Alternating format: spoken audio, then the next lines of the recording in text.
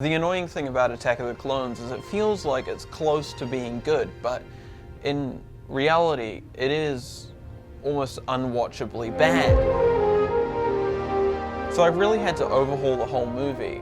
In this video, I want to just talk about the structural, large-scale plotting issues. Then as we go on, I'll get more and more specific until I'm trying to argue the difference between 1 or 2 frames. There was no danger at all. So one of the basic principles of any art, which Attack of the Clones is threes. All narrative can be divided up into beginning, middle, and end, or setup, escalation, and payoff, or just two examples for that one. And Attack of the Clones fundamentally fails at that on every level. Subplots are often lacking one of those pieces. They'll go on too long, or lack escalation, or a payoff, or a setup. And same goes for most scenes, and even down to the dialogue and the action. It's rough and irritating, and it gets everywhere. But on the largest scale, movies should be divisible into thirds. That's the 3-act structure. But because no one who's ever written a movie knows how to count, the middle third is actually half of your movie. Attack of the Clones pretty much perfectly divides into thirds, which is good if you want to be bored to death. In screenwriting, the ideal that you're aiming for is that every scene, every moment drives forward your character and your plot simultaneously. But Attack of the Clones barely even tries. There are scenes that are 100% character and scenes that are 100% exposition, which just means that with better, tighter writing, you could do it in half the time. I like the open. There's a slow bit, but it kind of has to happen. Then we get treated to an action scene that takes too long.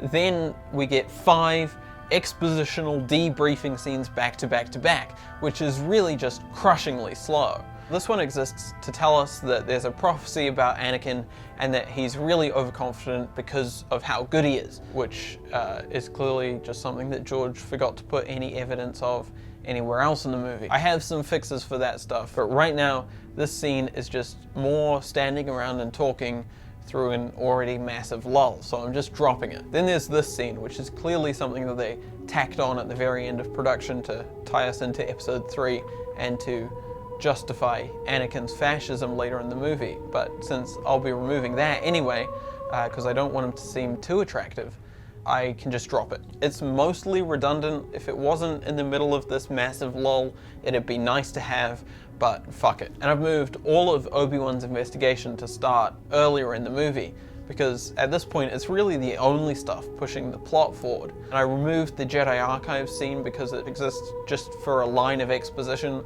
which is a line of exposition that we don't even need because Obi-Wan starts his next scene by restating it. And then I've added this deleted scene to replace the Jedi Temple one because it fits slightly later on in the movie and it's a better scene. There's more information about Obi-Wan's investigation. He actually talks about Anakin and Padme. It has some of the most important lines in the movie. Obi-Wan, you must have faith that he will choose the right path. So, you know, it's good to have. And just that should make the pace of the first act feel better. But because the act break falls when Obi-Wan leaves for Kamino, pushing all that back also just means we literally get into Act 2 faster. Most movies have an A plot and a B plot, which you cut between and weave together to create narrative tension. And then ideally they sort of collide at the end, and that gives the viewer the illusion that they haven't wasted their time. I think George Lucas saw the success that Empire Strikes Back had with that, and so ever since, Star Wars has been extreme on intercutting, where there's almost 2 A plots. One isn't prioritized over the other, which is interesting. And I think when you inexplicably have a lot of mundane detail to get through, it's a good way of keeping the pace up. But where it fails is if you end up with back-to-back scenes that are drastically, tonally different from each other. Remember, it always pulled me out of the movie that immediately after Anakin's mother dies, we cut to Obi-Wan getting bad reception.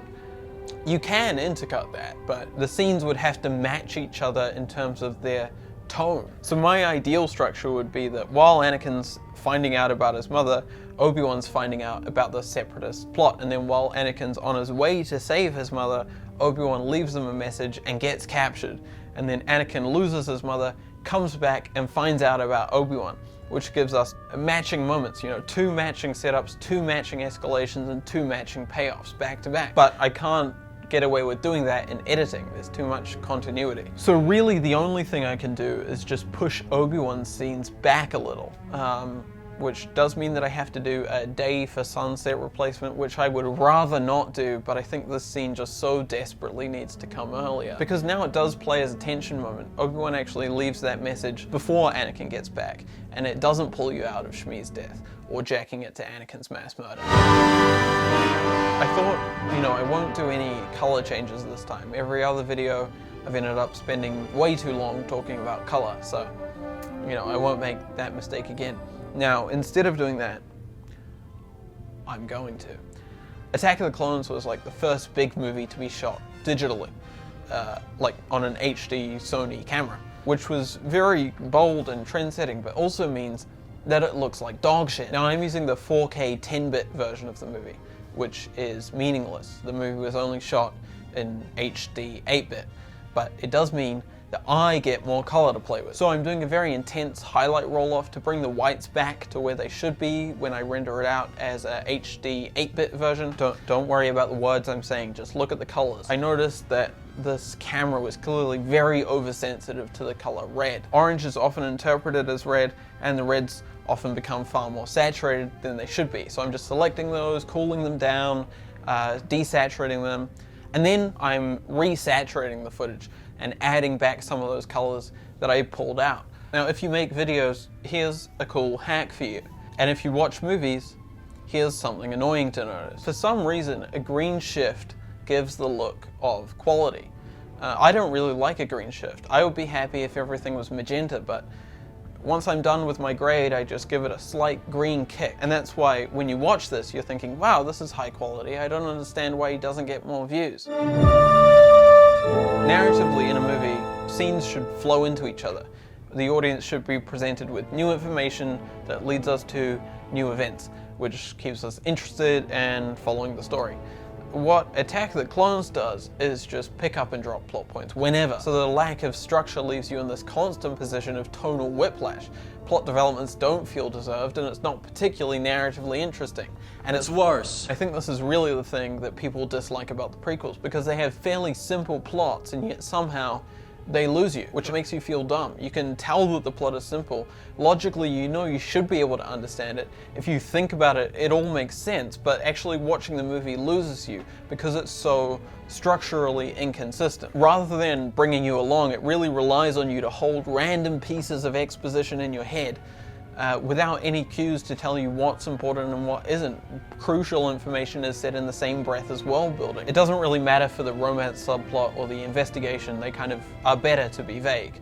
But at the core of the movie is this conflict between the Republic and the Separatists. It's absolutely crucial for the movie to function, but it's barely developed. Count Dooku gets a throwaway line at the beginning of the movie, and if you didn't pay attention to that, then suddenly an hour in, some guy shows up. The Senate's talking about ordering an army, forget about that for an hour, then Obi-Wan independently stumbles across an army, and suddenly the Senate's ordering it. It's a massive structural problem, but I can't really fix it. The actual logic of the writing would need to change. These things either need less importance or more emphasis. But what I can do is just a bunch of little tweaks. So I rewrote the opening crawl to be at least slightly interesting and to establish that Count Dooku was once a Jedi, the galaxy is on the brink of war, and that Padme is voting against the army. I considered adding some deleted scenes, but I really don't want to make the pace any slower than it is, so I've just added one line. The Republic